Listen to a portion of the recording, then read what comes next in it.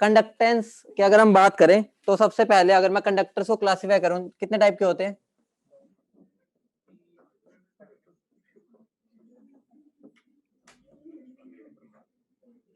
एक कौन हो गए मेटेलिक, ठीक है, मेटेलिक वाले कौन से, जिसके अंदर हमारे क्या इलेक्ट्रॉन्स की मूवमेंट की वजह से होता है। और एक कौन सा हो गया इलेक्ट्रॉनिक या इलेक्ट्रोलाइटिक बोल लो, इलेक्ट्रोलाइटिक। और एक मेरा हो गया मेटेलिक, ठीक है। मेटेलिक में क्या होता है, ये इसमें मेरा जो करंट प्रोड्यूस होता है वो किसकी वजह से होता है, इलेक्ट्रॉन की मूवमेंट की वजह से। और इसमें इलेक्ट्रोलाइटिक में किसकी वजह से होता है, आयंस की मूवमेंट की वजह से। उसके बाद अगर मैं इसमें बात करूं, क्या मेटेलिक में कोई केमिकल चेंज होता है? नहीं, बिल्कुल नहीं, नो केमिकल चेंज, क्योंकि यहाँ पर कोई केमिकल रिएक्शन थोड़ी हो रही है जो चेंज होगा, तो इसमें नो केमिकल चेंज। लेकिन इलेक्ट्रोलाइटिक में क्या होता है, केमिकल चेंज होता है। ये बेसिक चीज है, बस एक बार फटाफट कर लेते हैं, केमिकल चेंज यहाँ पर होता है, ठीक है। उसके बाद जो सबसे इंपॉर्टेंट बात है, मेटेलिक में अगर मैं टेम्परेचर राइज करता हूँ तो उससे मेरा जो कंडक्टेंस होता है वो क्या होता है, रीजन क्या होता है, क्योंकि वहां पर जो कर्नल्स होते हैं वो वाइब्रेट ज्यादा तेज करने लग जाते हैं, तो वो इलेक्ट्रॉन्स को छोड़ते ही नहीं है। तो यहाँ पर मेरा क्या हो जाता है, टेम्परेचर बढ़ाने से कंडक्टेंस क्या हो जाता है, डिक्रीज हो जाता है। लेकिन इस केस में अगर मैं बात करूं, टेम्परेचर बढ़ाने पर मेरा क्या कंडक्टेंस क्या हो जाता है, इंक्रीज हो जाता है। उसके बारे में आगे डिटेल में बात करेंगे क्यों होता है। अब बस समझ लो कि वो आजाद हो जाता है, सारे रिश्तों से बंधन से आजाद होकर निकल जाता है, ठीक है। तो इलेक्ट्रोलाइटिक में क्या होता है, टेम्परेचर बढ़ाने पर मेरी कंडक्टेंस बढ़ती है। ये बेसिक चीज थी। यहां से फिर हमारा स्टार्ट होगा कंडक्टेंस चैप्टर, जो हमें बेसिकली इस चैप्टर में इसके बारे में ही पढ़ना है। बंद कर दो ये डोर, फटाफट नोट कर लो, क्योंकि इसके अंदर ज्यादा कुछ है नहीं, 2-3 फॉर्मूलाज है, उनको अप्लाई करना सीखना बस। देखो है तो दोनों कंडक्टर्स, तो जो सबसे इंपॉर्टेंट आगे यूज भी हो सकते हैं एक बात, दोनों के दोनों क्या ओम्स लॉ को फॉलो करेंगे। ओम्स लॉ क्या कहते हैं,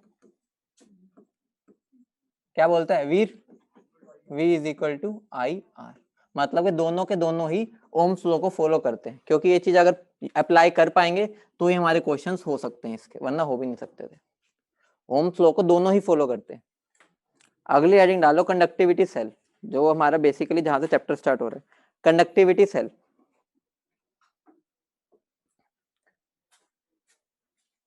देखो जो कंडक्टिविटी सेल है, इनडायरेक्टली तुम उसको बिल्कुल रिलेट करके चलोगे जैसे तुम फिजिक्स में पढ़ते हो, ठीक है। फिजिक्स में हमारा क्या होता है, जैसे में तुम व्हीटस्टोन ब्रिज बनाते हो ना, ऐसे से होती है कुछ, यहाँ पर एक लगा होता है, ठीक है, एक यहाँ पर लगा होता है, एक रेजिस्टेंस यहाँ लगा होता है, और ये कनेक्टेड होते हैं। और यहाँ पर मेरा क्या होता है, ठीक है, यहाँ से हम करंट फ्लो कराते हैं, यहाँ पर मेरा क्या लगा होता है, गैल्वेनोमीटर लगा होता है, ठीक है। थोड़ी बहुत फिजिक्स आती है, उतनी बताऊंगा। मान लो मेरा रेजिस्टेंस R1 होता है, ये R2, ये R3 और ये R4। तो उस केस में मेरा R1 बाय R2 किसके इक्वल होता है, R3 बाय, यही होता है ना।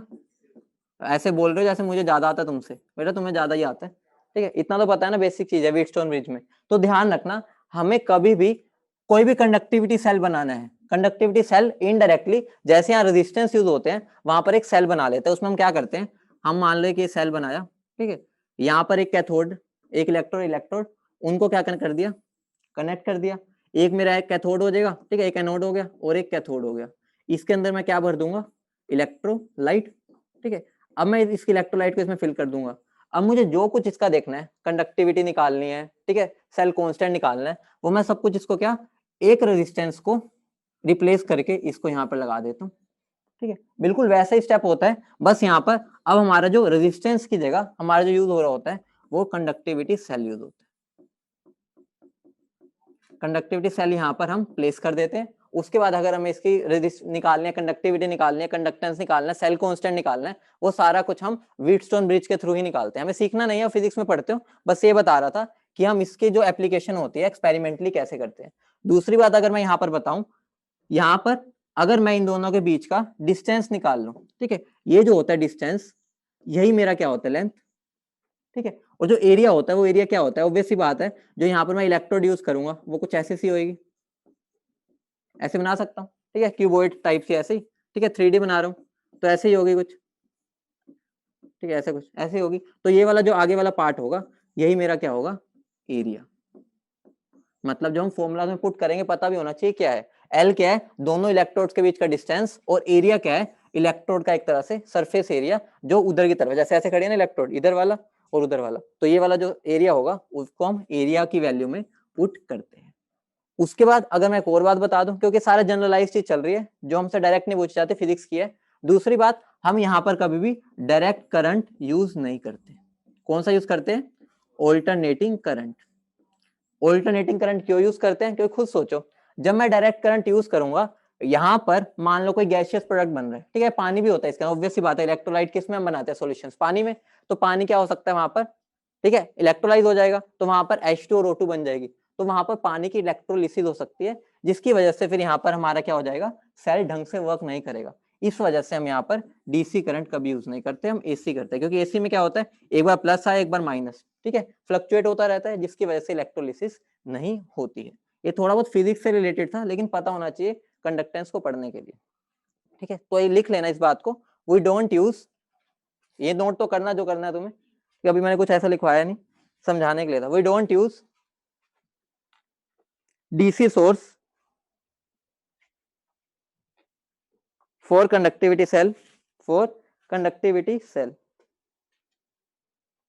because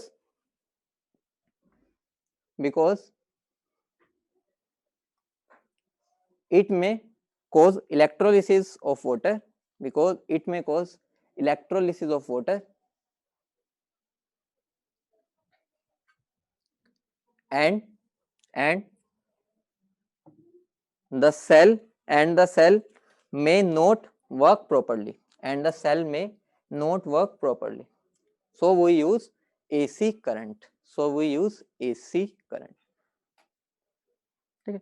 अगर तुम्हारा ज्यादा से ज्यादा बस यही पूछा जा सकता है, पूछेगा, अगर पूछ भी लेगा कि हम क्या डीसी करंट यूज कर सकते हैं, अगर नहीं तो रीजन बता दो, 4 ऑप्शन होंगे, तो वहां पर ये लिख लेना कि वहां से सेल का रेजिस्टेंस बढ़ जाता है, ढंग से सेल वो वर्क नहीं करता इनडायरेक्टली, ठीक है।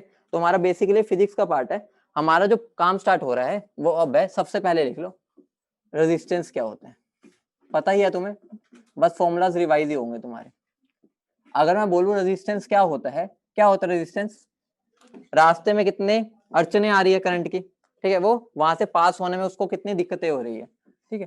तो अगर मैं बात करूं रेजिस्टेंस क्या है, बताना कोई सिंपल भाषा में, क्या होगा, opposition to flow of current, लेकिन हमें उसका भी टेंशन नहीं है, अगर हम इसका डायरेक्ट फॉर्मूला लिखना है तो फॉर्मूला क्या होता है, क्या होता है, resistance is equal to rho L by A, जहां पर एल क्या हो गया, एल मेरा हो गया डिस्टेंस बिटवीन इलेक्ट्रोड्स, ठीक है, क्योंकि ये फिजिक्स वाले थोड़ा डिफरेंट है, ये क्या डिस्टेंस बिटवीन इलेक्ट्रोड्स,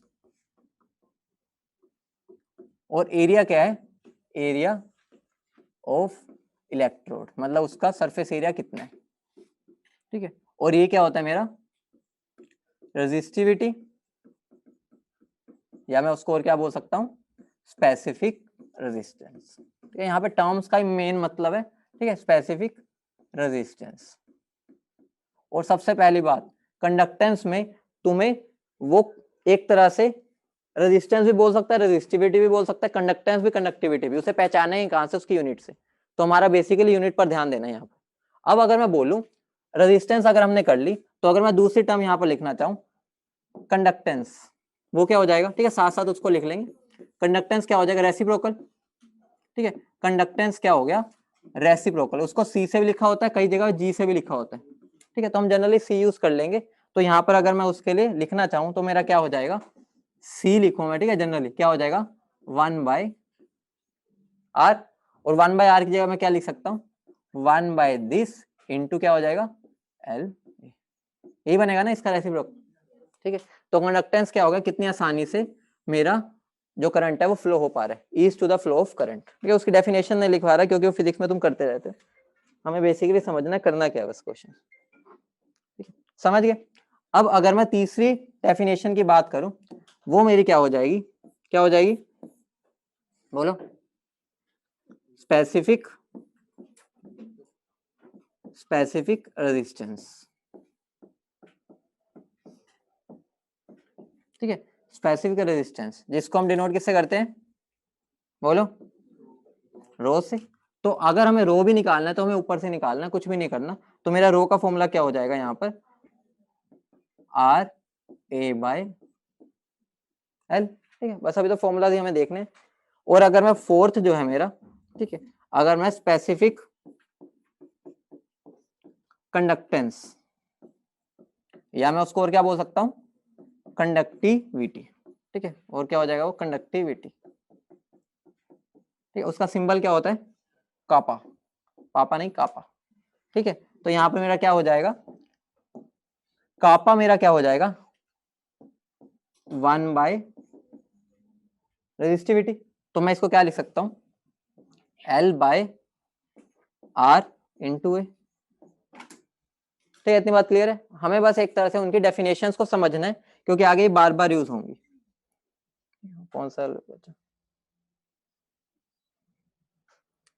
ठीक है। अब मेन बेसिकली उसकी हम बात करेंगे अब यूनिट्स की, क्योंकि यूनिट्स ही इंपॉर्टेंट है इसकी। यूनिट्स के थ्रू ही हम उनको समझ सकते हैं। रेजिस्टेंस की यूनिट क्या होती है,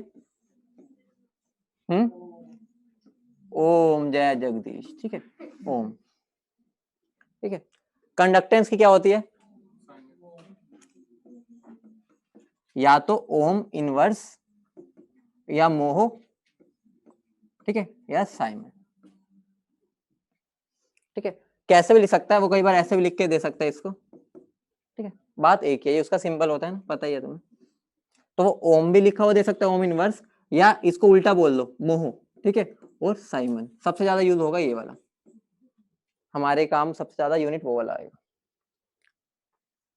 तो उसके बाद अगर हम स्पेसिफिक कंडक्टेंस की बात करें, बेसिकली हमारे यूज होना है, तो यहाँ पर देखो लेंथ को हमेशा हम यूज करेंगे सेंटीमीटर में, ठीक है। कभी भी कोई और यूनिट आती है तुम उसको सेंटीमीटर में कन्वर्ट कर लेना। रीजन क्या है, हमारे जो कंडक्टिविटी सेल है वो इतने बड़े बड़े नहीं होते, वो छोटे छोटे होते हैं, तो उनकी यूनिट जनरली सेंटीमीटर ही होती है। ये मेरा क्या हो जाएगा, सेंटीमीटर स्क्वायर। और रेजिस्टेंस की क्या यूनिट होती है, ठीक है, साइमन बोल रही है। अब यहाँ पर और यहाँ पर ये नहीं, 1 बाय वो होता है ना, तो यहाँ पर ओम ही बोल लो, ठीक है। तो इसकी यूनिट क्या बन जाएगी मेरी, ओम इनवर्स क्या, सेंटीमीटर इनवर्स, या हम इसको और क्या बोल सकते हैं, साइमन सेंटीमीटर इनवर्स। इनके यूनिट्स के बिना आगे कहानी नहीं चलेगी, इनके यूनिट्स पर ध्यान रखना। एग्जाम में कभी वो तुम्हें बताएगा नहीं वो कापा दे रहा है या ये दे रहा है सी, वो यूनिट्स के थ्रू तुम्हें पहचानना पड़ेगा।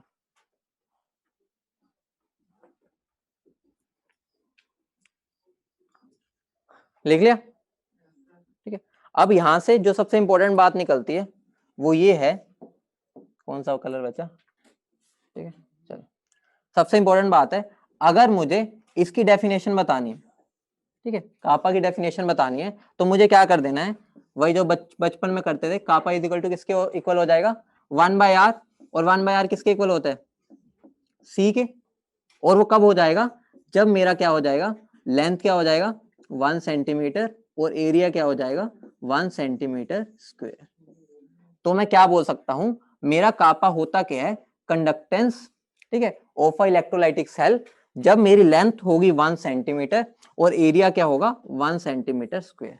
अब मुझे बताओ, एरिया को अगर मैं लेंथ से मल्टीप्लाई कर दूं क्या बन जाएगा, वॉल्यूम। तो क्या बन जाएगा 1 सेंटीमीटर क्यूब। मतलब इनडायरेक्टली अगर मैं इसकी डेफिनेशन लिखना चाहूं तो मेरी क्या बनेगी, conductance of 1 centimetre cube of electrolytic solution. तो सबसे ज्यादा इंपॉर्टेंट जो इस पेज पर लिखा हुआ है वो ये कि ये डेफिनेशन ही है। इसको ये डेफिनेशन समझ आ गई, उसके बाद जब वो इफेक्ट्स उनके पढ़वाएगा तो इफेक्ट्स में बहुत ज्यादा सिंप्लीफिकेशन हो जाएगी। कभी भी एग्जामिनर तुम्हें कंफ्यूज करना चाहेगा, मैंने लेंथ को बढ़ा दिया और एरिया को कम कर दिया कुछ भी, तो कापा क्या होगा, आंसर है कापा पे कोई इफेक्ट नहीं होगा, क्योंकि कापा क्या होता है 1 सेंटीमीटर क्यूब ऑफ वॉल्यूम, ठीक है। हमारा उसमें कितना इलेक्ट्रोलाइट प्रेजेंट है, चाहे मेरा इलेक्ट्रोलाइटिक सेल इतना बड़ा हो चाहे इतना बड़ा हो, 1 सेंटीमीटर क्यूब तो हमें उतना ही लेना होता है, ठीक है। तो वहां पर अगर वो तुम्हारे साथ खेले, ये बदलने से मेरी क्या कापा की वैल्यू बढ़ेगी, आंसर है नहीं, क्योंकि वो क्या होता है 1 सेंटीमीटर क्यूब वॉल्यूम की होती है। चाहे मैं इतना बड़ा कंटेनर ले लूं उसमें भी 1 सेंटीमीटर क्यूब इतना होगा, चाहे मैं इतना सा ले लूं उसमें भी 1 सेंटीमीटर क्यूब इतना ही होगा। सबसे इंपॉर्टेंट दोबारा बता रहा हूँ ये वाली बात है, आगे मैं तुम्हें 10 बार पूछूंगा, तुम्हें मुझे ये आंसर देना है, तभी क्लियर होगी आगे की सारी चीज, कहानी इसी के ऊपर है सारी। इसके अंदर एक और पार्ट भी ऐड ही कर लो, ठीक है, क्योंकि सारी चीजें आगे यूज ही होनी है। मेरा जो L/A होता है उसको हम क्या बोलते हैं, सेल कांस्टेंट, ठीक है, जिसको हम जनरली एक्स से भी दिखा देंगे कई बार, ठीक है, इसको हम एक्स से भी दिखा देंगे, ठीक है, फिक्स नहीं है लेकिन हम जनरली एक्स से लिखा हुआ मिल सकता है, तो टेंशन ना लेना। इस बोर्ड पर इतने सारी चीजें आ गई है, ध्यान रखना। तो मैं स्पेसिफिक कंडक्टेंस को क्या लिख सकता हूं, L/A को क्या बोलते हैं, एक्स, और 1/r क्या हो गया, सी। तो मैं क्या बोल सकता हूं, मेरा जो कापा होगा वो क्या हो जाएगा, C इंटू एक्स, या इसको इंग्लिश में भी लिखना है क्योंकि बार बार यूज होगा। जो मेरी कंडक्टिविटी होगी, कंडक्टिविटी वो किसके इक्वल होगी, कंडक्टेंस इंटू सेल कांस्टेंट, ठीक है, साथ साथ लिख लेना क्योंकि मैंने यहाँ पर सब भर दिया जितना भी डाटा तुम्हें चाहिए था, कि आगे फिर हम इसको सीधा यूज करेंगे। अगली हेडिंग डाल लो, मोलर कंडक्टिविटी। मोलर कंडक्टिविटी, यहाँ से तुम्हारा बेसिक जो सबसे ज्यादा इंपॉर्टेंट पार्ट है वो स्टार्ट हो चुका है, वो तो बेसिक चीज है, मोलर कंडक्टिविटी, ठीक, स्पेलिंग गलत हो गई यार, एनर्जी लाओ वरना मेरी एनर्जी भी कम हो रही है तुम्हें देख देख के। हाँ ये हुई ना बात। तो अब यहाँ पर मोलर कंडक्टिविटी क्या हो जाएगा, इसका रिप्रेजेंटेशन क्या होता है, या तो मैं लैम्डा एम से दिखाता हूँ, या ठीक है इसकी पूछ काट दो, ठीक है, ऐसे भी दिखा देता हूँ, ठीक है, मर्जी होती है, चाहे वैसे दिखा लो चाहे वैसे, बुक्स में जनरली ये वाला मिलता है। तो अब होता क्या है, यहाँ पर मैंने मान लो एक सॉल्यूशन लिया, ठीक है, पानी का कंटेनर लिया, उसमें मैंने पानी भर दिया, ध्यान से समझ लेना, डेफिनेशन तो भाड़ में जाए, हमें यहाँ पे बेसिकली समझना है। दोबारा बोल रहा हूँ, इसमें मैंने पानी डाला, ठीक है, एक सॉल्यूशन लिया पानी, उसके अंदर मैंने क्या कर दिया, 1 मोल कोई भी इलेक्ट्रोलाइट डाल दिया, क्या डाल दिया, 1 मोल इलेक्ट्रोलाइट। अगर अब मैं 1 मोल इलेक्ट्रोलाइट डाल रहा हूँ गिवन अमाउंट ऑफ सोलवेंट में, ठीक है, 1 लीटर नहीं है, कितना भी हो सकता है, तो उस टाइम पर जो मेरी कंडक्टेंस प्रोड्यूस होगी उसको हम क्या बोलते हैं, मोलर कंडक्टिविटी। मतलब बेसिकली यहीं से हमारी डेफिनेशन आ गई, amount the conductance produced by 1 mole of electrolyte in a given amount of solvent। लिख लो इसको, the conductance produced by 1 mole of electrolyte in a given amount of solvent। यही है, मतलब यहाँ पर मैंने जो चीज लिखी है उसी से तुम्हारी डेफिनेशन बन जाएगी, तो रट्टा नहीं मारना, बस यहीं से समझ लेना है, जैसे हमने थर्मोकेमिस्ट्री में डेफिनेशन समझी थी बस समझनी है यहाँ से। तो अब मुझे बताओ, मान लो लेट m मोल्स में डाल देता हूँ, ठीक है, m मोल्स डाल रहा हूं मैं इन 1 लीटर, 1 लीटर को मैं 1000 ml बोल सकता हूँ, ठीक है, let m moles in 1 litre या 1000 ml ऑफ वाटर बोल दूं, कोई दिक्कत तो नहीं, ठीक है, मैंने मान लो m मोल्स डाले गिवन अमाउंट में, ठीक है, 1 लीटर में डाले, तो 1 मोल कितने में डाला होगा, 1000 बाय ml बोल सकता हूं, क्लियर है। अब मुझे बताओ कंडक्टिविटी ऑफ 1 मोल कितनी होती है, कंडक्टिविटी ऑफ 1 सेंटीमीटर क्यूब कापा होती है, ठीक है, तो 1000 बाय m इसकी कितनी हो जाएगी, कापा इंटू 1000 बाय मोलैरिटी। तो यहां से मेरा लैम्डा m का फॉर्मूला क्या हो गया, यही तो है, हमें तो 1 मोल कितने में डाला वही तो बना, तो 1 मोल में मेरा कितना आ रहा था सोलवेंट इतना, तो मैंने निकाल लिया कि उसकी कितनी हो जाएगी, और वही तो मेरी क्या होती है, लैम्डा m। तो लैम्डा m क्या हो गया, कापा इंटू 1000 बाय मोलैरिटी। यहाँ 1000 यूनिट कन्वर्जन के लिए है, इतना डीप में नहीं समझना, बस ये ध्यान रखो कापा की यूनिट क्या होती है, साइमन पर सेंटीमीटर, ये होती है। इसकी हमें जो यूज करनी है वो यही करनी है, मोल पर लीटर, हमें यूनिट में फर्क नहीं डालना, ठीक है, लेकिन जो मेरी लैम्डा m की वैल्यू आएगी वो किसमें आएगी, देखो अगर मैं इसको बेसिकली 1000 बस यूनिट कन्वर्जन के लिए, तो मान लो ये मेरी साइमन सेंटीमीटर इनवर्स, ठीक है, यहाँ से सिखा रहा हूँ कैसे, अगर भूल जाओ यहाँ पर, ठीक है, सेंटीमीटर क्यूब लिख लेना, तो अगर मैं इसको सोल्व करूंगा क्या बन जाएगा मेरा, साइमन सेंटीमीटर स्क्वायर, ठीक है, और यहाँ पर क्या है, मोल पर होता है ना, तो मेरा क्या बन जाएगा, पर मोल, तो मेरी इसकी यूनिट क्या बन गई, साइमन सेंटीमीटर स्क्वायर पर मोल। ये समझाने के लिए था बस कि हमें इनडायरेक्टली 1000 जब लगा ही दिया है तो ऑलरेडी वो सेंटीमीटर में जा चुका है, तो हमारी जो यूनिट बन जाएगी वो ये बन जाएगी, इसे बार बार यूज होगी तो इसको ध्यान रखना, साइमन सेंटीमीटर स्क्वायर पर मोल, ये इसकी यूनिट होती है, बार बार यूज होगी। याद ना रहे तो उसके लिए मैंने बस तरीका बताया, यहाँ पर मैं ज्यादा उसके साथ खेला नहीं यूनिट्स के साथ, फिर कंफ्यूजन आती है। बता दिया इसको मोल पर लीटर में पुट करना, इसको साइमन पर सेंटीमीटर में, अपने आप आंसर जो मेरा आएगा वही हमारे हर बार क्वेश्चन में मिलेगा तुम्हें, साइमन सेंटीमीटर स्क्वायर पर मोल। याद ना आए इसकी यूनिट तो ऐसे कर लेना, साइमन सेंटीमीटर ये तो यही है, ठीक है। उसके बाद जब इसकी मोल की यूनिट पुट करोगे ना तो करते हैं मोल पर सेंटीमीटर क्यूब, क्योंकि 1000 लगाने से हमारा ये कन्वर्ट हो चुका है। तो यहाँ पर मेरी यूनिट क्या आ जाएगी, ये आ जाएगी, अगर भूल जाओ तो, वरना इसमें घुसने की जरूरत ही नहीं है, उतना याद है तो सफिशिएंट। यही थी गिवन होगी, वो ज्यादा पूछता ही नहीं। नीट और जेई उसमें तो, मेंस में तो बिल्कुल ही नहीं पूछेगा, एडवांस में भी भूल जाओ, कंडक्टेंस पे इतने वो डिफिकल्ट क्वेश्चन नहीं देता, ठीक है। इसकी यूनिट का ध्यान रखना। कर लिया नोट सारा? मैं डेफिनेशन वगैरह ऐसे नहीं लिखवा रहा, समझा रहा हूँ, क्योंकि इसके अंदर समझना इंपॉर्टेंट है, डेफिनेशन तो बुक से मिल जाएगी। अगले एंड डालो, equivalent conductance, equivalent conductance,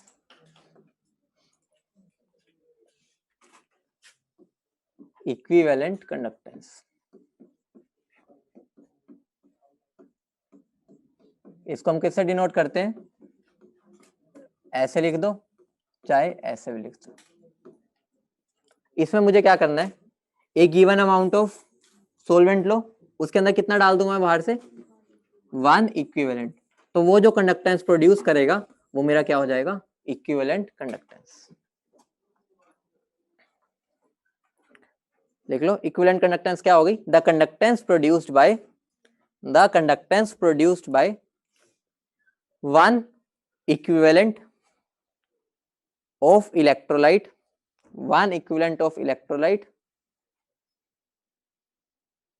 in the added in the solution, added in the solvent या given solvent, added in the given solvent, 1 equivalent of electrolyte in a given amount of solvent, कुछ भी लिख लो, थोड़ी बहुत English आगे पीछे होगी, हर बार same कैसे बोलो, in a given amount of solvent. समझ गए? अब इसका भी अगर फॉर्मूला निकालना हो बिल्कुल वैसे निकलेगा, तो मैं क्या बोल सकता हूं, मान लो मैंने एन इक्विवेलेंट डाल दिए, कितने में, 1000 ml में, बोल सकता हूं, तो 1 इक्विवेलेंट कितने में होंगे, 1000 बाय एन, ठीक है। तो मेरा क्या हो गया, जो मेरा 1 ml होता है उसकी कितनी होती है, कापा, तो इतने कितनी हो जाएगी, कापा इंटू 1000 बाय नॉर्मेलिटी, ठीक है। तो यहां से मेरा लैम्डा इक्विवेलेंट कितना हो गया, कापा इंटू 1000 बाय नॉर्मेलिटी। यहां पर कापा की यूनिट क्या होगी, साइमन सेंटीमीटर इनवर्स, इसकी क्या होगी, इक्विवेलेंट पर मोल, तो इसकी कितनी आ जाएगी, तुम निकाल के बताना क्या बनेगी, बिल्कुल वैसे ही है पिछली बार की तरह, साइमन सेंटीमीटर स्क्वायर पर इक्विवेलेंट। भूल जाओ तो तुम साइड में आराम से निकाल भी सकते हो जैसे बताया। इसकी यूनिट्स में हमें इतना जाना ही नहीं है वैसे तो, क्योंकि वो हमें 99.999% यही यूनिट्स में देगा। इसमें यूनिट्स के साथ छेड़खानी करोगे ना तो आंसर सारे गलत हो जाएंगे। अगर कोई और यूनिट भी आती है ना, सबको इन्हीं में कन्वर्ट कर लेना पहले ही, ठीक है, एंड में ना सोचना एंड में कर दूंगा, पहले ही करके चलना। अगर इतनी बात समझ गए हो, मैं एन को मोलैरिटी की टर्म्स में लिख सकता हूँ, तो हेडिंग डाल लो पहले, relation between lambda M and lambda equivalent, relation between lambda M and lambda equivalent. ये नोट कर लिया है, करना है क्या, पहले नोट कर लो जो कर रहे हैं, इसको आगे अपने आप निकाल लो रिलेशन, वैसे ट्राई करो, कर लिया ना नोट, ये तो सबने सबने। तो यहाँ पर रिलेशन अगर हमें निकालना है तो मैं पहले लैम्डा इक्विवेलेंट लिख दूं, क्या होता है, कापा इंटू 1000 बाय नॉर्मेलिटी, नॉर्मेलिटी को मैं क्या लिख सकता हूँ, क्या, ये मेरा क्या निकला है उसमें से, lambda M by n factor. तो मेरा रिलेशन क्या बन गया, lambda equivalent is equal to lambda M by n factor, ठीक है। एक और बन सकता है, यहां से भी निकाल सकते हो, लेकिन दूसरा वाला ज्यादा बेटर है, लैम्डा इक्विवेलेंट हमें पता क्या होता है, कापा इंटू 1000 बाय नॉर्मेलिटी, और लैम्डा एम क्या होता है, कापा इंटू 1000 बाय मोलैरिटी। तो अगर मैं दोनों का रेशियो ले लूँ क्या बन जाएगा, lambda equivalent by lambda M किसके इक्वल आ जाएगा, मोलैरिटी बाय,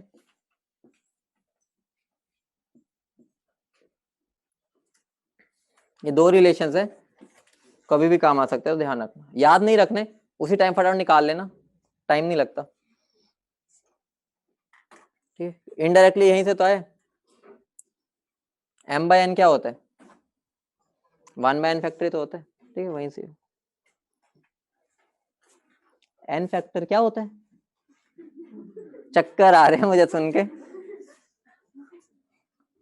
एन फैक्टर वो एक बला है जो हमने रिडॉक्स में पढ़ी थी, अब उस बला को दोबारा नहीं ला सकते, एक बार पीछे देखो, अगर एन फैक्टर पूछ रहे हो तो भाई भविष्य बहुत ही सुंदर है तुम्हारा, ठीक है, इतना नोट कर लिया। अब एक इंपॉर्टेंट बात बता रहा हूं, वो आगे दोबारा बताऊंगा, लेकिन अभी न्यूमेरिकल्स में यूज होती है। कंडक्ट, पहले लिखो कंडक्टेंस, हम दो की बात कर लेते हैं, ठीक है, क्योंकि आगे ना ये न्यूमेरिकल में यूज होगी, तो अभी नहीं पता होगी तो कंफ्यूजन हो जाती है, ठीक है। अगर मैं कंडक्टेंस की बात कर रहा हूँ एक स्ट्रॉन्ग इलेक्ट्रोलाइट की, आगे दोबारा बताऊंगा, और वीक इलेक्ट्रोलाइट की, ठीक है, दोनों की डिफरेंट होता है, बात करेंगे अलग अलग। अब मैं तुम्हें एक पहले ही बता देता हूँ मूल मंत्र क्या है मेरा। कंडक्टेंस जो होती है, अगर वो किस किस पर डिपेंड करती है, एक तो नंबर ऑफ आयंस पर, और एक करती है मोबिलिटी पर। मोबिलिटी को अभी तुम वेलोसिटी मान लो या स्पीड ही मान लो, फर्क बता दूंगा आगे मोबिलिटी क्या होती है, अभी बस मान के चलो स्पीड है इन नंबर ऑफ आयंस। अगर नंबर ऑफ आयंस बढ़ेंगे कंडक्टेंस बढ़ेगी, ऑब्वियस सी बात है, आयंस बढ़ गए तो कंडक्टेंस बढ़नी चाहिए, ऑब्वियस सी बात है। अगर मेरी स्पीड बढ़ गई तो ऑब्वियस सी बात है मैं जल्दी इलेक्ट्रोड तक पहुंचूंगा, तो मेरा करंट जल्दी बनेगा, तो कंडक्टेंस बढ़ जाएगी। तो मैं क्या बोल सकता हूं, जैसे अगर ये मेरा नंबर और इसका सिंबल मेरा होता है ये, ठीक है, ये होता है मोबिलिटी का, अगर ये दोनों इंक्रीज होते हैं, ठीक है, ये इंक्रीज हो रहे हैं दोनों, तो कंडक्टेंस क्या हो जाती है, इंक्रीज, ठीक है। अब बात आती है कि मान लो अगर ये इंक्रीज हो रहा है, ये डिक्रीज हो रहा है, या ऐसा कुछ भी हो रहा हो, तो हमारा डोमिनेटिंग फैक्टर क्या है, ठीक है, डोमिनेटिंग फैक्टर हमारे नंबर ऑफ आयंस, ठीक है। तो ध्यान रखना मेरा इन दोनों में डोमिनेटिंग कौन है, नंबर ऑफ आयंस, मतलब कि अगर कभी भी एक के अंदर नंबर ऑफ आयंस बढ़ रहे हैं, एक में मोबिलिटी, तो ज्यादा इंक्रीज किस में हुआ होगा, नंबर ऑफ आयंस में, क्योंकि वो डोमिनेटिंग फैक्टर है। स्पीड से क्या, अगर बंदे ज्यादा हो जाएंगे तो हमारा ज्यादा करंट फ्लो होगा, ऑब्वियस सी बात है, ठीक है। स्पीड इतना बड़ा डोमिनेटिंग फैक्टर नहीं है, लेकिन है एक फैक्टर, लेकिन अगर मैं डोमिनेटिंग की बात करूं तो ये मेरा डोमिनेटिंग फैक्टर है। अब अगर मैं इसको स्ट्रॉन्ग इलेक्ट्रोलाइट में लेके आऊं, तुम मुझे बताओ, अगर मैं डाइल्यूशन करता हूं, डाइल्यूशन, क्या डाइल्यूशन से मेरे नंबर ऑफ आयंस बढ़ेंगे स्ट्रॉन्ग में, क्यों, क्योंकि ऑब्वियसली पहले वो 100% डिसोसिएटेड थे, तो यहाँ पर पहले जब डिसोसिएटेड थे 100%, तो यहाँ पर सिर्फ और सिर्फ क्या बढ़ेगी, मोबिलिटी, ठीक है। अगर मोबिलिटी बढ़ेगी तो कंडक्टेंस बढ़ेगी, लेकिन इतनी सिग्निफिकेंट नहीं होगी। अगर थ्योरेटिकली पूछे तो हाँ कंडक्टेंस बढ़ती है, लेकिन अगर वो न्यूमेरिकल्स में पूछेगा, ठीक है, न्यूमेरिकल्स में अगर जब यूज होगा तो न्यूमेरिकल्स में हम क्या मान के चलेंगे, ठीक है, न्यूमेरिकल्स के लिए बता रहा हूँ, न्यूमेरिकल्स में हम उसको क्या मान के चलेंगे, कांस्टेंट। थ्योरेटिकली बढ़ती है, बिल्कुल सही है, लेकिन जब क्वेश्चन आएगा तो वहां पर ना सोचना कि यहाँ तो डाइल्यूशन होगा, कंडक्टेंस बढ़ गई होगी, वहां पर हमने मान के चलना है कि वो कांस्टेंट है, क्योंकि ज्यादा इंक्रीज नहीं है। रीजन क्या है, क्योंकि मोबिलिटी से इतना फर्क नहीं पड़ता अगर मैं कंपेयर करूं। वीक इलेक्ट्रोलाइट में जब मैं डाइल्यूशन करता हूं तो क्या नंबर ऑफ पार्टिकल्स बढ़ते हैं, कैसे बता सकते हो, ओस्वाल्ड्स डाइल्यूशन लो, वो क्या बोलता है कि मेरा जो अल्फा है वो डायरेक्टली प्रोपोर्शनल होता है 1/√c के, मतलब जैसे जैसे सी कम होगा मतलब डाइल्यूशन बढ़ेगा, तो अल्फा मेरा क्या होगा, इंक्रीज, और इनफाइनाइट पर तो 1 को अप्रोच भी कर जाता है। तो मैं क्या बोल सकता हूँ, डाइल्यूट करने पर मेरे नंबर ऑफ आयंस भी बढ़ेंगे, नंबर ऑफ आयंस भी बढ़ेंगे, और मोबिलिटी भी बढ़ेगी, तो नेट कंडक्टेंस तो ऑब्वियस सी बात है बढ़नी है। लेकिन इस केस में हम न्यूमेरिकल्स में भी मान के चलेंगे बड़ी है, और वैसे कंसेप्चुअली भी बड़ी है, समझ गए। मुझे ये वाली बात बतानी थी, क्योंकि अभी न्यूमेरिकल्स आने वाले हैं, वहां पर ये बात यूज होगी, ठीक है। कोई अगर नॉर्मली तुमसे पूछ ले, कह देना बढ़ेगी क्योंकि कंडक्टेंस वो बढ़ रही है, मोबिलिटी, लेकिन अगर न्यूमेरिकल में कोई आ जाए तो वहां पर सोच लेना कि कांस्टेंट ही है, क्योंकि आगे फैक्टर्स में तो दोबारा भी आएगा ये, मैंने यहाँ पर न्यूमेरिकल्स के लिए बता दिया। लिख लिया, लिख लो लिख लो, ये बात दोबारा बोल रहा हूँ, ये लगा लो कि इसके ऊपर जब क्वेश्चन आता है ना, ये वाला फंडा हर बार यूज होगा, और अगर जिसको ये फंडा ध्यान नहीं होगा वो वहां पर सोचने लग जाएगा कि भाई मैं उसका खेलने लग जाऊं, वो जब खेलेगा वैल्यू के साथ तो गलत कर देगा।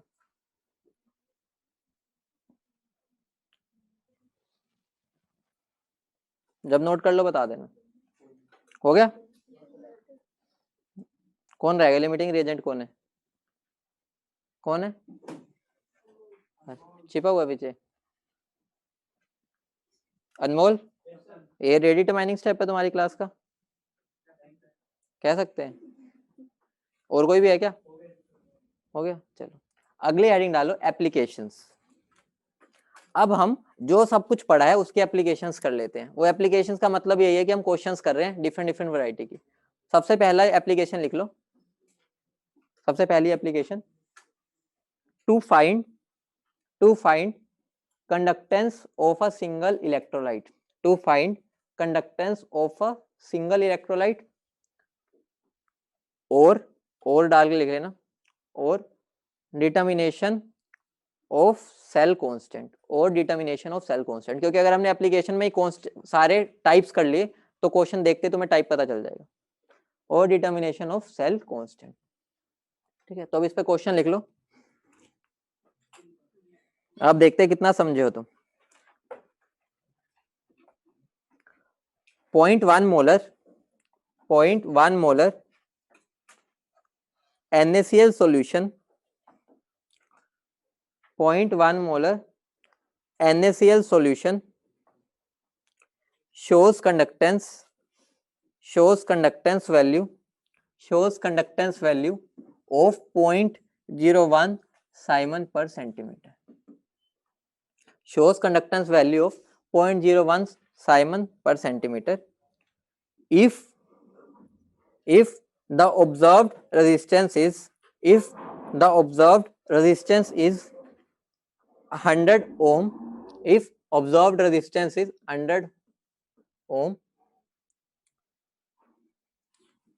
calculate molar conductivity, molar conductance एक ही बार, ठीक है। कैलकुलेट मोलर कंडक्टेंस या conductivity of NaCl solution and cell constant. हमें निकालना क्या? लैम्डा m और x। पहले तो इसमें कुछ सोचना ही नहीं, कंडक्टेंस सबसे इजी टॉपिक है। जो फॉर्मूला आता है उसके लिए वो लिख दो, उसके अंदर जो वैल्यूज गिवन है उसको पुट करना है।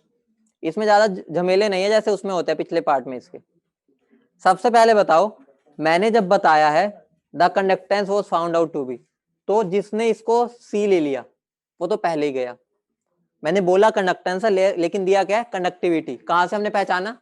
इस यूनिट से। तो दोबारा बोल रहा हूं क्योंकि कंडक्टिविटी भी तो कंडक्टेंस का टाइप ही है ना एक, ठीक है। वो स्पेसिफिक वाला हो गया, इसलिए उसको कंडक्टेंस बोल सकता हूं मैं, लेकिन वो वैल्यू किसकी गिवन है वो हमें इस यूनिट से ही पहचानना। तो तभी बोल रहा था यूनिट की इंपॉर्टेंस बहुत है इस चैप्टर। तो देखो उन्होंने मेरे सबसे पहले क्या पूछा? Lambda M. तो लैम्डा एम मेरा क्या होता है? एक ही फॉर्मूला पता है मुझे, कापा इंटू 1000 बाय मोलैरिटी। ठीक, अब मुझे कापा गिवन है, कैसे गिवन है? 0.01 इंटू 1000। मोलैरिटी गिवन है 0.1, कितना बन गया? 100। यूनिट क्या हो जाएगी? बार बार लिखा करो तब याद होगी पर, ठीक है। अब उसने मुझसे क्या पूछा? Cell constant. सेल कांस्टेंट का भी एक ही फॉर्मूला याद है मुझे, क्या था? C इज इक्वल टू क्या था? Kappa is equal to C X. Kappa is equal to C X मतलब L बाय ए, ठीक है। कापा मुझे गिवन है ये रहा, गिवन है ये रहा, कहाँ भाग गया? ये रहा। मुझे C गिवन है, C डायरेक्टली तो नहीं गिवन लेकिन रेजिस्टेंस गिवन है, तो मैं इसको ऐसे लिख दूं, कापा कितना हो गया मेरा? या इसको ऐसे लिख दो 1 बाय आर इंटू एक्स लिख दो इसको, क्योंकि मैं सेल कांस्टेंट ही बताना है, ठीक है। इसको मैं एक्स बोल सकता हूँ। 1 बाय आर की वैल्यू क्या हो जाएगी? के की वैल्यू क्या है? 0.01, और आर की वैल्यू क्या है? 100 इंटू एक्स, तो क्या बन जाएगा? एक्स की वैल्यू 1। यूनिट क्या हो जाएगी? पर सेंटीमीटर। इसमें यूनिट्स को यार मत भूलना, क्योंकि यूनिट्स अभी भूलोगे ना तो एग्जाम में भी फिर दिक्कतें होंगी। समझ गए? इस पर सिंपल क्वेश्चन है, ज्यादा टेंशन वाली बात नहीं है। कर लिया? इसका अगला पार्ट देख लो। इफ, ठीक है, जो टेप रहे हैं वो टेप लेना अभी को अगला पार्ट लिख लो। If 0.1 molar, if 0.1 molar KCl solution, if 0.1 molar KCl solution is filled in the same cell, is filled in the same cell, the observed resistance is 50 ohm, the observed resistance is 50 ohm, ठीक है। calculate lambda m of KCl, calculate lambda m of KCl। Cell constant, अगर cell same है तो cell constant same रहेगा, obvious सी बात है। Length और एरिया जो इलेक्ट्रोड है वो तो बदलेगा नहीं, अगर वो नहीं बदलेगा तो एक्स की वैल्यू यही लेनी है, बस क्वेश्चन अब तो सोल्व करना है बस। तो अगर कभी वो बोल देता है सेल सेम लिया है तो समझ जाया करो सेल कांस्टेंट क्या है मेरा, सेम, ठीक है। तो हिंट क्या देता है वो, सेल को अगर सेल सेम रखा तो मेरा सेल कांस्टेंट भी क्या रहता है, सेम। तो ये हिंट ही होता है इनडायरेक्टली सेल कांस्टेंट बताने का। जो पूछा होता है पहले उसका फॉर्मूला लिख लो। क्या पूछा, लैम्डा एम, उसका फॉर्मूला लिख लिया। क्या क्या वैल्यूज गिवन है, क्या नहीं है, क्या गिवन है, lambda M is equal to kappa into 1000 by molarity. Kappa given है, नहीं गिवन, ये गिवन है, ठीक है। तो मतलब मुझे कापा चाहिए, कापा कहाँ से मिलता है मुझे, यहाँ से। तो क्या आ जाएगा, kappa is equal to C X, ठीक है। तो यहाँ से कापा निकल जाएगा, सी कितना गिवन है 1/50, ठीक है। रेजिस्टेंस गिवन है ना, तो 1/c 1/r, और x की वैल्यू वही पुरानी क्या थी 1। तो कापा कितना आ गया मेरा 1/50। यूनिट क्या होगी, कि बार बार लिखा करो इसको, ठीक है। अब यहाँ पर बस पुट करना है, क्या हो जाएगा, कापा की वैल्यू क्या आ गई 1/50 इंटू 1000, मोलैरिटी कितनी है 0.1, कितना बन जाएगा 200 यूनिट।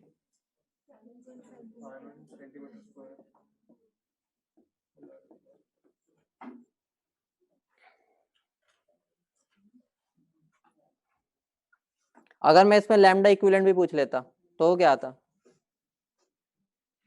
सेम आएगा, क्यों, क्योंकि एन फैक्टर क्या है 1। तो कई बार वो डायरेक्टली तुमसे पूछ लेगा लैम्डा इक्विवेलेंट, और घबरा ना जाना क्योंकि इससे हम डरते होते हैं। लैम्डा एम निकाल लो, एंड में जो हमने फॉर्मूला बनाया था वो क्या बनाया था, लैम्डा एम या lambda n by lambda M कितना आया था 1/n फैक्टर। तो यहाँ से सोल्व कर लेना उसको, ठीक है। तो पहले लैम्डा एम ही निकाल लेगा और वो कंफर्टेबल रहते हैं उसके अंदर, दूसरे में दिक्कत होती है। कर लो, कहाँ पर, कहाँ पर, हाँ सेम सेल है ना, नहीं नहीं रिप्लेस कर दिया, ये नहीं मिक्स किया। जब ऐसे बोलता है वो ये नहीं मिक्सचर कर रहा है, वो कह रहा है अगर उसकी जगह मैं वो डाल देता, नहीं नहीं अभी वो करा रहा हूँ केस, इसके बाद वही आएगा एप्लीकेशन मिक्सचर। लिख लिया ये तो, अगली एप्लीकेशन डालो, अगली application mixing of non reacting solutions, mixing of non reacting solutions. अब नॉन रिएक्टिंग का कैसे पता चलता है, अगर मैं एक एसिड में एक और एसिड डाल दूं, या एक सोल्ट में दूसरा सोल्ट डाल दूं, ठीक है, या मैं किसी स्ट्रॉन्ग एक बेस में दूसरा बेस डाल दूं, तो वो क्या होते हैं नॉन रिएक्टिंग, तो पहचान जाओगे, ठीक है। या एक एसिड में मैंने क्या सोल्ट डाल दिया, वो भी एक दूसरे रिएक्ट तो जनरली करेंगे ना अगर स्ट्रॉन्ग वाले, तो वहां से पहचानना है। अभी मैं उसकी बात नहीं कर रहा, मान लो मेरा एक कंटेनर है जिसके अंदर मेरा ए है, ठीक है, और दूसरा कंटेनर है जिसके अंदर में बी है, ठीक है, और ए और बी एक दूसरे से नाराज है, मतलब वो रिएक्ट नहीं करेंगे एक दूसरे से, ठीक है। अगर मैं इन दोनों को मिक्स कर दूं, मान लो इसकी वॉल्यूम है V, ठीक है, इसकी वॉल्यूम है V, ठीक है, V लीटर बोल लो या VmL बोल लो, कुछ भी ले लो। अब मैंने इन दोनों को अगर मिक्स कर दिया, अगर मिक्स करूंगा तो मेरी वॉल्यूम कितनी हो जाएगी 2V, और इसके अंदर कौन कौन प्रेजेंट होगा A, और कौन प्रेजेंट होगा B, ठीक है। अब मुझे बताओ, अगर मुझे कंडक्टेंस निकालनी है, सबसे पहली बात कंडक्टेंस इंटेंसिव प्रॉपर्टी एक्सटेंसिव, बताओ। कंडक्टेंस एक्सटेंसिव होती है, वो ऐड हो सकती है, लेकिन जो कंडक्टिविटी है वो कैसी है इंटेंसिव, जो कंडक्टिविटी होती है वो इंटेंसिव। ऑब्वियस सी बात है, कंडक्टेंस में मेरा क्या होता था, ये थोड़ी हम देख रहे हैं, हमें बस दोनों को अगर ऐड कर दूंगा कंडक्टेंस बढ़ जाएगी, ऐड हो जाती है, तो कंडक्टिविटी क्या हो जाएगा, वो इंटेंसिव है। तो मतलब मैं कंडक्टिविटी को तो ऐड नहीं कर सकता, लेकिन मैं कंडक्टेंस को ऐड कर सकता हूँ। तो ये ऐड क्यों नहीं कर सकता वो समझाता हूँ। मान लो इसके अंदर मेरे ए थे, ठीक है, अगर मैं इसके अंदर से 1 ml उठाता हूँ, 1 ml उठा रहा हूँ, इस ml में कुछ मेरे पार्टिकल्स होंगे, वही जो कंडक्टेंस प्रोड्यूस कर रहे होंगे उसी को हम कापा बोलते हैं, ठीक है। इसका भी मैंने 1 ml उठाया, ठीक है, उसके अंदर जितने भी बी के पार्टिकल्स होंगे वही मेरे क्या कर रहे हैं, कापा प्रोड्यूस, मतलब कापा की वैल्यू वही है। अब मैंने जब इसके अंदर डाला, यहाँ का अगर मैं 1 ml उठाऊंगा, क्या इसके अंदर उतने ही ए होंगे जितने इसके 1 ml में थे, और बी नहीं, डिफरेंट हो जाएंगे। अगर डिफरेंट हो गए तो इसका मतलब क्या होगा, मैं दोनों को डायरेक्टली ऐड नहीं कर सकता। तो यहाँ पर मैं क्या करूंगा, जो मेरा सी ऑफ सॉल्यूशन होगा, ठीक है, फाइनल वाला, वो क्या हो जाएगा, C of A plus C of B, ठीक है। कंडक्टेंस दोनों को मैंने ऐड कर दी, और ये कंडक्टेंस भी इनडायरेक्टली भी बताता हूँ, इसको मैं ऐसे लिख सकता हूँ, कापा बाय एक्स लिख सकता हूँ। सेल कांस्टेंट तो सेम ही रहेगा, ठीक है, हम दोनों का अगर मिक्स कर रहे हैं तो दोनों का सेम रहेगा। तो अब यहाँ पर ही मेरा एक्स एक्स कैंसिल हो जाएगा, ऑब्वियस सी बात है, सेम है।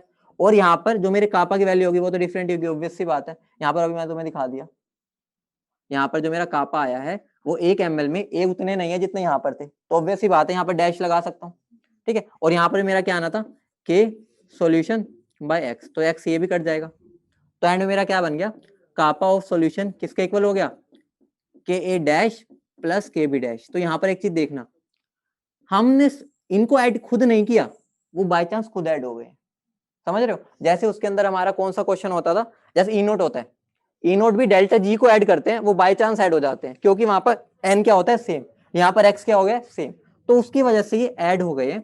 लेकिन ये इतना तुम्हें पता भी है, जो के है वो भी बदल चुका है। बोलो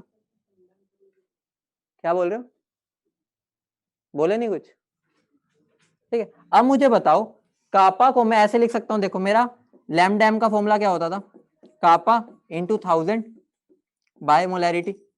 और मैंने तुम्हें बताया था, अगर मैं इन दोनों को मिक्स कर रहा हूं तो ऑब्वियस सी बात है वॉल्यूम डबल हो रही है, अगर वॉल्यूम डबल हो रही है डाइल्यूशन हो रहा है। लेकिन मैं तुम्हें क्या बताया था, अगर मैं स्ट्रॉन्ग इलेक्ट्रोलाइट्स को ऐड कर रहा हूं तो अगर डाइल्यूशन से जो मेरा लैम्डा एम पे फर्क आएगा वो इतना नहीं आएगा, तो मतलब मैं न्यूमेरिकल में उसको कांस्टेंट मान सकता हूं। अगर कांस्टेंट मानूंगा तो मैं कापा की जगह क्या लिख सकता हूं, lambda M into molarity by 100 लिख दूं, 1000 सॉरी, और यहाँ पर क्या आ जाएगा, lambda M into molarity by 1000, ठीक है। समझ गए ना क्यों किया ऐड, क्योंकि हमने मान रखा है कि न्यूमेरिकल में इतना फर्क नहीं आ रहा, तो जब ऐड भी हुए हैं तो उनका लैम्डा एम नहीं बदला, समझ रहे हो। तो मैं इसको लैम्डा एम ऑफ ए बोल सकता हूँ, ठीक है, इसको मैं लैम्डा एम ऑफ ए, और इसको मैं molarity of A, lambda M of B molarity of B. Obvious सी बात है जब ऐड करूंगा ये चेंज होगी, अगर अलग अलग लूंगा तो यहाँ पे भी डैश लगा लेना समझने के लिए बस। तो मेरा कापा सॉल्यूशन का एक बहुत ही बड़ा आसान सा फॉर्मूला बन जाएगा।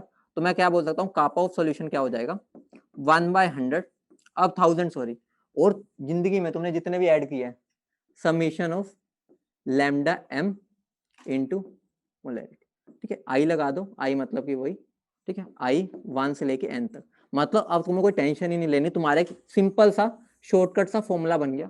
कभी भी नॉन रिएक्टिव होते हैं तो तुम्हें बस क्या कर देना है, उसका लैम्डा एम गिवन होगा, कंसंट्रेशन मल्टीप्लाई करो, ऐड करते जाओ, और एंड में डिवाइड बाय 1000 करते, समझ गए, ठीक है। इसको कर लो, क्योंकि इनडायरेक्टली ऐसे भी कर सकते हैं, लेकिन हमने उसको शॉर्टकट में पहले ही कन्वर्ट कर लिया, क्वेश्चन इससे ही हो जाएंगे। बोलो क्या हो गया, यहाँ पर वो ना मानो, हम उसकी मान रहे हैं कि वॉल्यूम किसकी बड़ी है, पानी की, ठीक है। मैंने सेल ऐसे बड़ा दिखा दिया तुम्हें, बस ये दिखा रहा था वॉल्यूम बड़ी है, ठीक है। सेल वही है, सेल थोड़ी बदले। बोलो स्टार्टिंग से, चलो आ जाओ स्टार्टिंग से बताते हैं। मेरा एक ए था और एक बी था, ठीक है। उन दोनों का अगर मैं निकालना चाहूँ, कापा निकाल सकता हूँ। कापा क्या होता है, इसका 1 ml लेके जाऊंगा साइड में, उससे पूछूंगा भाई तेरी कंडक्टेंस कितनी है, वो मुझे बता देगा, उसी को हम कापा बोलते थे। इसके लिए भी कर सकता हूँ ऐसे ही, बी के लिए भी। अब मैंने दोनों को, दुश्मन थे, रिएक्ट नहीं करना चाहते, दोनों को मिक्स कर दिया। जब मैं मिक्स करूंगा तो मेरी 2 वॉल्यूम और 2 भी हो जाएगी वॉल्यूम। अब देखो, अगर मुझे इस सॉल्यूशन का, जो मैंने मिक्सचर बनाया है, उसका अगर कापा निकालना है, तो मुझे बताओ, अगर कापा निकालना है तो उसका भी मुझे 1 ml से जाके बात करनी पड़ेगी। अब इसके 1 ml में क्या उतने ही ये होंगे जितने यहाँ थे, नहीं। उतने ही बी होंगे जितने यहाँ थे, नहीं। मतलब क्या हो जाएगा, चेंज हो जाएगा। इसका मतलब क्या हो गया, हमारी यहीं से पता चल गया सबसे पहली बात है इंटेंसिव प्रॉपर्टी, हम डायरेक्ट ऐड नहीं कर सकते, समझ रहे हो। अगर बराबर होते, यहाँ पर 2 होते, यहाँ 2 होते और यहाँ पर 2 और 2 4 ही बचते तो ऐड हो जाते, लेकिन यहाँ पर ऑब्वियस सी बात है 1 ml में कम होंगे, तो वहां पर हम उनको डायरेक्टली ऐड नहीं करेंगे। लेकिन मुझे पता है कंडक्टेंस कैसी है, एक्सटेंसिव प्रॉपर्टी, ठीक है। तो मैंने बस कंडक्टेंस को ऐड किया, ठीक है, और उसके बाद कंडक्टेंस को क्या लिख सकता हूँ, k/x, ठीक है, ये होता है ना कापा इज इक्वल टू cx होता है ना, तो मेरा c क्या हो गया k/x। अब अगर सेल सेम है तो सेल कांस्टेंट सेम होगा तीनों का, तो x x x ऐड हो जाएगा, तो इनडायरेक्टली मेरा ऐड ही हो गया कापा, लेकिन रीजन क्या है, वहां पर सेल कांस्टेंट सेम था, इस वजह से ऐड हुआ, ऐड कर दिया। अब मुझे पता है कापा मुझे अगर निकालना है तो मैं लैम्डा m के पास जा सकता हूँ, क्यों, क्योंकि मुझे पता है लैम्डा m क्या होता है, डाइल्यूशन पर इतना इंक्रीज नहीं होता और न्यूमेरिकल्स में उसको कांस्टेंट मान सकता हूँ। तो मैं लैम्डा m वाले के पास गया, वहां से मैंने कापा निकाला, वहां पर पुट कर दिया। फिर जब मैं अगर मान लो 3 या 4 ऐड करता हूँ तो यहाँ पर क्या आ जाता, BC फिर D फिर E फिर F, चाहे मैं 10 कर दूं, तो मेरा जनरल फॉर्मूला क्या बन गया, लैम्डा m इंटू मोलैरिटी, उनका सम कर दो सारा डिवाइड बाय 1000, वहां से हमारा कापा निकल सकता है। तो एक जनरल फॉर्मूला बस इतना याद रखना है। अभी क्वेश्चन के दो तो बहुत आसानी से बस वैल्यू दी पुट करनी है। अगर मैं जनरल वैसे कोई क्वेश्चन दे दूं, अपने आप बना के दे रहा हूँ, ये नोट तो कर लिया ये। अगर मैं तुम्हें बोल रहा हूँ मेरा एक सॉल्यूशन है 0.1 मोलर, ठीक है, कोई भी मान लो NaCl ले लो, ठीक है, और मैं दूसरा ले लिया KCl 0.1 मोलर, इसकी वॉल्यूम मान लो V है, इसकी वॉल्यूम भी V है, ठीक है। उन दोनों को अगर मैं मिक्स कर देता हूँ, सबसे पहली बात केस पहचानो, हम दो को मिक्स कर रहे हैं और दोनों क्या है, नॉन रिएक्टिंग है। अगर नॉन रिएक्टिंग है तो केस क्या बन गया, जो भी हमने पढ़ा है। तो मुझे डायरेक्ट वो पूछेगा भी कापा, ठीक है, अगर वो मेरे से कापा पूछ रहे हैं, ठीक है, तो मेरा वो क्या बन जाएगा 1/1000 into lambda m of A या NaCl into molarity of NaCl plus lambda m of KCl plus molarity of KCl, ठीक है। अब मुझे पता है 1/1000 क्या हो गया, क्या इंटू, हाँ इंटू है ना, लैम्डा m NaCl का कितना गिवन है, नहीं दिया मैंने, मान लो क्या दे दूं 0.01 दे दूं, ऐसी वैल्यू दे रहा हूँ, ठीक है। ये मेरा लैम्डा m इसका गिवन है और इसका मान लो लैम्डा m मुझे गिवन है 0.02, ठीक है। अब देखो इसकी वैल्यू पुट करो, क्या हो जाएगा 0.01, मोलैरिटी जब दोनों को मिक्स करूंगा क्या हो जाएगी, हाफ। ऑब्वियस ही बात है, जब मैं मिक्स करूंगा वॉल्यूम डबल हो रही है, तो अगर वॉल्यूम डबल हो रही है तभी मैंने यहाँ डैश लगाया था, तो यहाँ पर क्या वैल्यू आ जाएगी 0.1/2, ठीक है, प्लस यहाँ पर क्या आ जाएगा 0.02 इंटू यहाँ पर भी क्या आ जाएगा 0.1/2। बस तुम्हारा क्वेश्चन हो गया, कापा निकल गया सॉल्यूशन का। समझ गए अब कैसे करना है, कुछ भी नहीं करना, डायरेक्ट फॉर्मूला लगा दो, क्वेश्चन हो जाएगा। कुछ यहाँ पर रिएक्शन कुछ लिखने की जरूरत ही नहीं।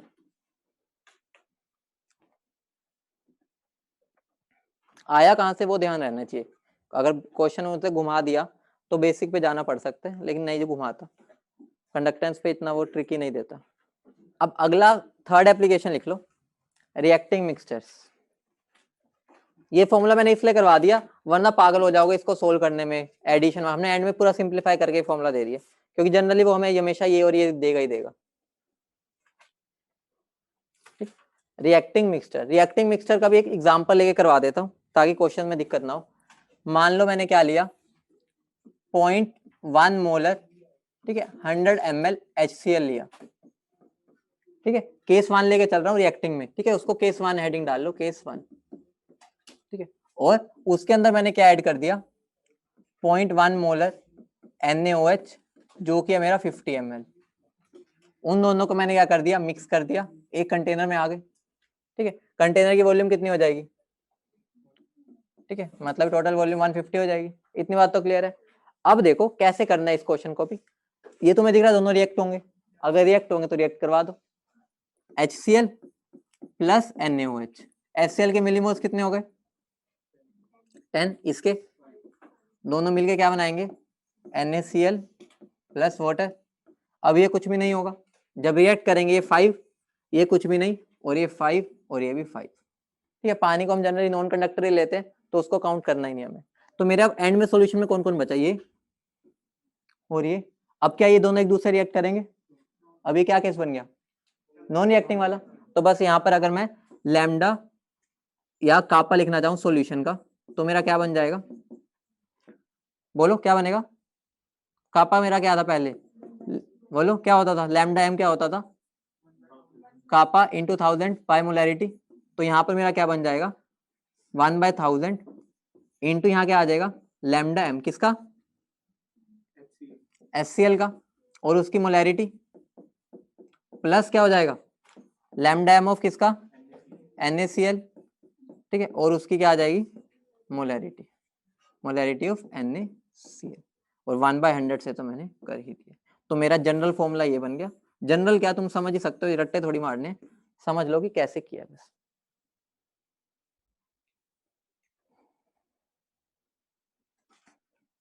जो लिमिटिंग रहेगा उसको उड़ा दो, ठीक है, और दूसरे वाले को अभी तीनों केस करेंगे ना, वहां से एंड में कंक्लूड कर दूंगा।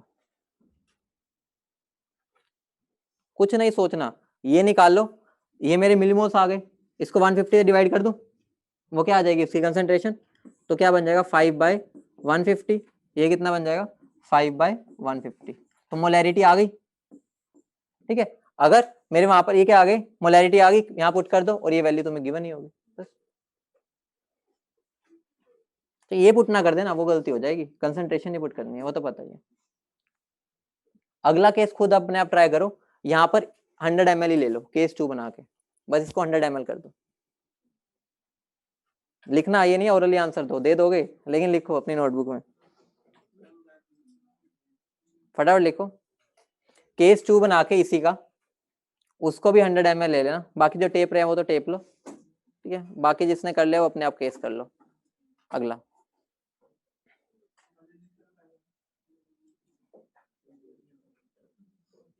दिक्कत तो नहीं हो रही, ठीक है, मैं सिंप्लीफाई करके दे दिया फॉर्मूला ही सीधा, पहले समझा दिया, अब सिंप्लीफाई करके फॉर्मूला यूज कर लो। सबसे बढ़िया बताए शॉर्ट नोट्स इसी चैप्टर के बनते हैं, कंडक्टेंस के, वो तो तुम बनाते ही नहीं हो, एंड में पता चलेगा, नहीं बनाते ना, बहुत बढ़िया, कितने गर्व से बोल रहे हैं ना हम भारतीय।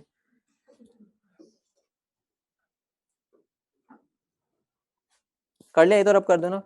अगला मेरा केस क्या हो जाएगा, मैं तो यहीं पर कर सकता हूँ ना, मैं क्यों रब करूँ, ठीक है। तो अब मुझे यहाँ पर क्या करना है,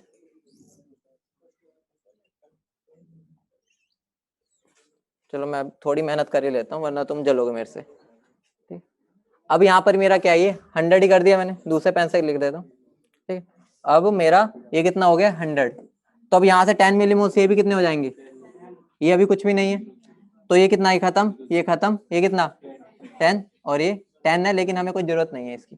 तो अगर अब मुझे कापा ऑफ सॉल्यूशन लिखना है तो किसकी वजह से आएगा, सिर्फ और सिर्फ इसकी वजह से, वो क्या बन जाएगा 1/1000 into lambda M into molarity किसकी Na। समझ रहे ना, कुछ रट्टा नहीं मारना, बस रिएक्शन चलाओ, एंड में लिख लो बस। थर्ड केस कर दो, इसको 150 कर देना बस, NaOH वाले को 150 कर दो। वाटर की अगर वैल्यू गिवन होगी तो पुट कर देना, वैसे नहीं देता ना वो, बहुत कम कंडक्ट करता है, कई बार यहाँ पर वाटर की दे देगा वो, ठीक है, कापा ऑफ वाटर, तो पुट कर देना, वैसे नहीं देगा। क्या हो गया, हाँ बस HCl की जाके आ जाएगा NaOH।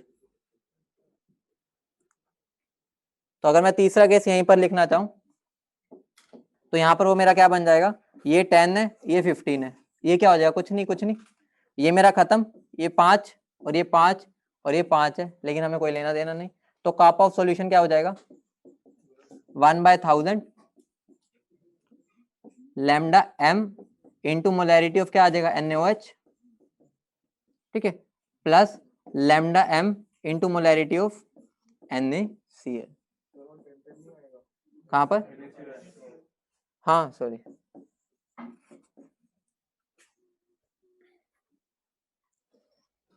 तो मैं पानी को लिख ही नहीं रहा, ठीक है, हमारा ऐसे डिस्ट्रैक्ट करता है पानी, तो पानी हटा दो चाहे, हमारा मेन मोटिव है ये और ये। समझ गए ना कैसे करना है, तो अब तुम्हें ज्यादा सोचना नहीं पड़ेगा, इस पे क्वेश्चन आता है ना, तो तुम बस कंसेप्ट लगाना रिएक्शन चलाना, उसके हिसाब से हो जाएगा, उसके बाद एक क्वेश्चन कर लो इसके ऊपर। क्या टाइम, क्या अभी तो 12 टाइम है, क्वेश्चन लिखो।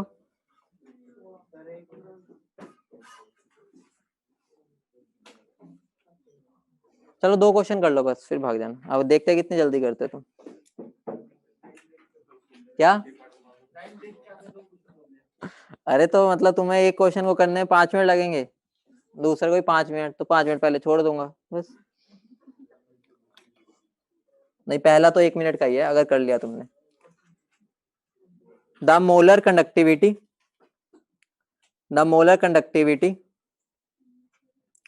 of 0.05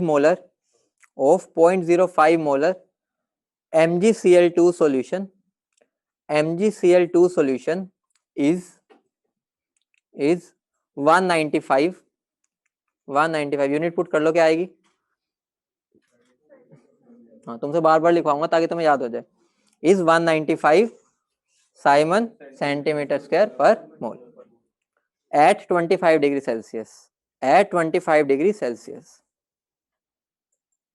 A cell with electrode of surface area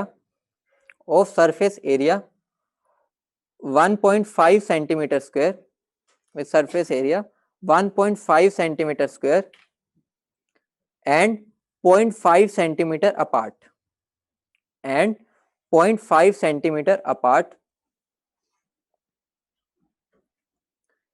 is filled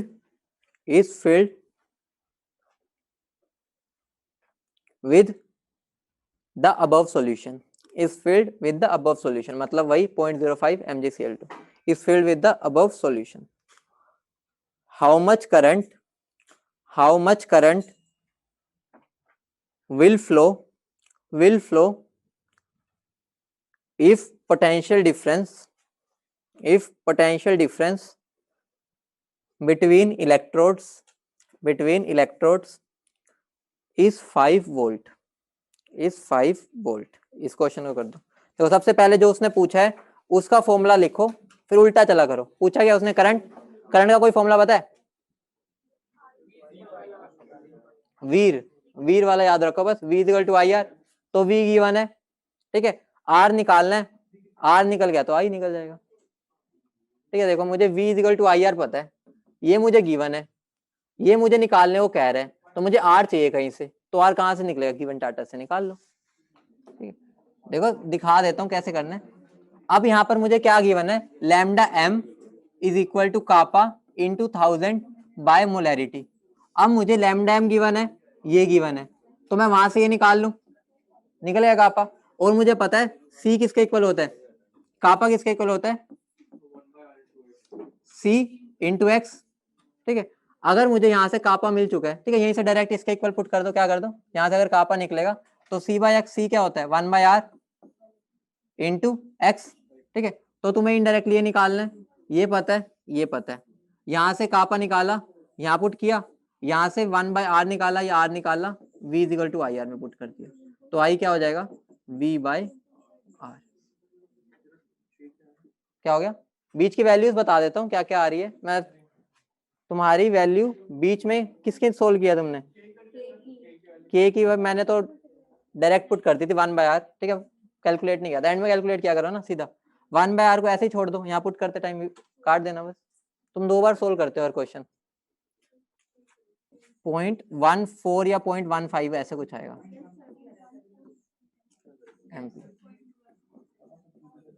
तुम ना 2 बार कैलकुलेशंस करते हो। यहां से निकाल लो कापा की वैल्यू, सोल्व ना करो उसको, फिर उसको आगे जाकर यूज कर लो, इस वजह से टाइम लग जाता तुम्हें। समझ गए ना? या सोल्व करूं? सबका हो गया? अगला क्वेश्चन जो सबसे भयानक है आज का, वो कर लो। जिसने वो कर लिया उसको मेरी तरफ से चॉकलेट, ठीक है। सबको नहीं, जो सबसे पहले करेगा। क्या हो गया? डायरी बना लो ना, ऐड करते जाओ उसमें, एंड में फिर हिसाब करेंगे।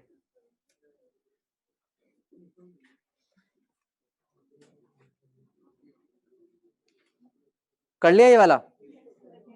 अब क्वेश्चन लिख लो, ठीक है। थोड़ा सा ग्रंथ वाला क्वेश्चन है तो आराम से लिखना, दोबारा रिपीट नहीं करूंगा। लंबी सांस लो पहले, हाँ 1 सेकंड में लंबी सांस ले लो। क्वेश्चन लिख लो। द कंडक्टिविटी, आराम से बोल रहा हूँ, दोबारा ना बोलना रिपीट करने के लिए, ध्यान से सुन लो। The conductivity of 0.1 molar NaOH of 0.1 molar, NaOH is 0.02, is 0.02 Simon per centimeter, Simon per centimeter. When an equal volume, when an equal volume of 0.1 molar, of 0.1 molar HCl solution is added, HCl solution is added, the conductivity decreases, the conductivity decreases to, the conductivity decreases to 0.0056 Simon per centimeter. The conductivity decreases to 0.0056 Simon per centimeter.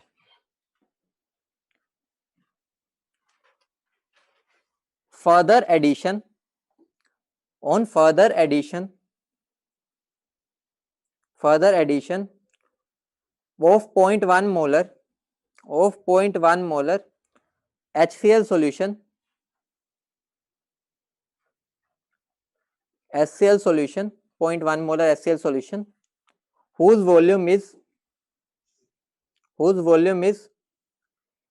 equal to, whose volume is equal to that of first portion added, is equal to that of first portion added, the conductivity increases, the conductivity increases to 0.017 Simon per centimeter. The conductivity increases to 0.017 Simon per centimeter. Calculate, calculate, ठीक है, 3 parts निकालने, lambda M NaOH, मतलब जब अभी हमने कुछ add नहीं किया था, ठीक है। दूसरा lambda M NaCl after adding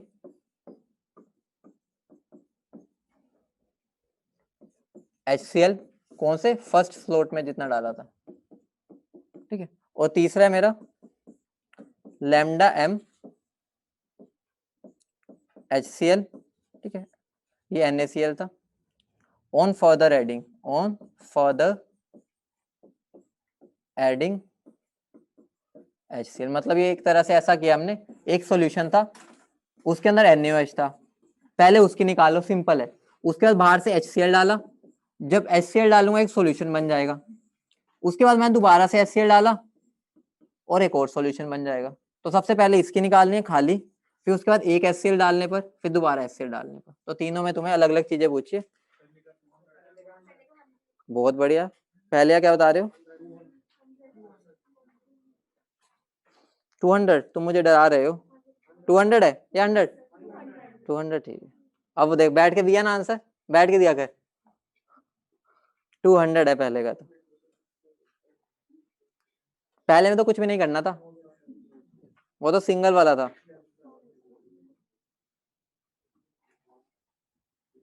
उसके बाद जब मैं ऐड करूंगा तो रिएक्शन करवा दो, ध्यान रखना वॉल्यूम वी गिवन है तो तुम वी लेके चलना, या कंसंट्रेशन आधी कर लो, तुम्हारी मर्जी है, सीधा ही।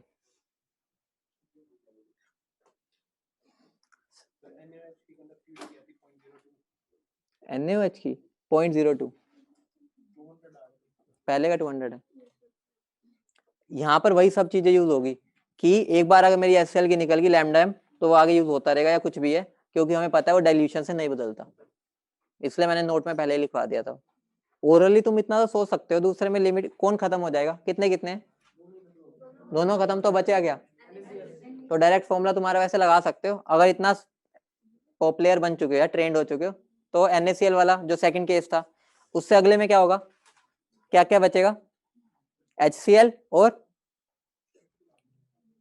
NaCl, तो उसके अंदर मुझे किसके लिए निकालना है, HCl के लिए, NaCl का ऊपर वाला यूज हो जाएगा जो सेकंड में निकाला है, और सॉल्यूशन का गिवन है।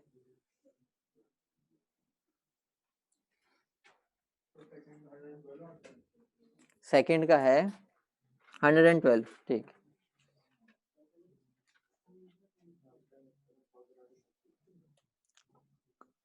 जिसने पिछले रिएक्शंस को अच्छे समझ लिया है तो उसको तो रिएक्शन में लिखने की जरूरत नहीं है, सीधा उसे फॉर्मूला याद ही हो जाएगा। लेकिन कोई बात नहीं, धीरे धीरे सीख जाओगे। अभी तो जैसे मर्जी करो, बस कर दो दया करके मेरे पे।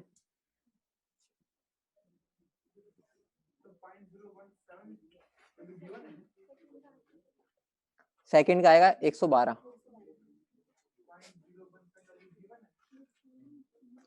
पॉइंट। हाँ ये दोनों गिवन है ना वैल्यूज, कहाँ गई कितने कहाँ गया 0.017 है ना।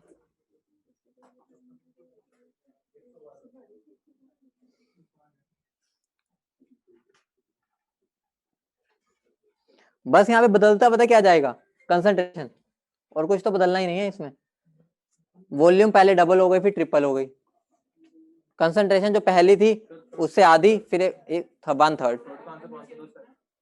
थर्ड का आंसर आएगा, इसने थर्ड का पूछा है ना, थर्ड का तो 398 आना चाहिए। पहले का आएगा 200, ठीक है, पहले का 200, दूसरे का 112, तीसरे का 398। ये क्वेश्चन अगर तुम इसमें ट्रेंड हो गए ना, 3 लाइनों में क्वेश्चन होगा, ये कुछ भी नहीं लिखना, ऐसे जैसे 3 लाइन है ना ऐसे में क्वेश्चन हो जाएगा। इसको एक बार ट्राई करो, कल हम इसको 3 लाइन में करेंगे।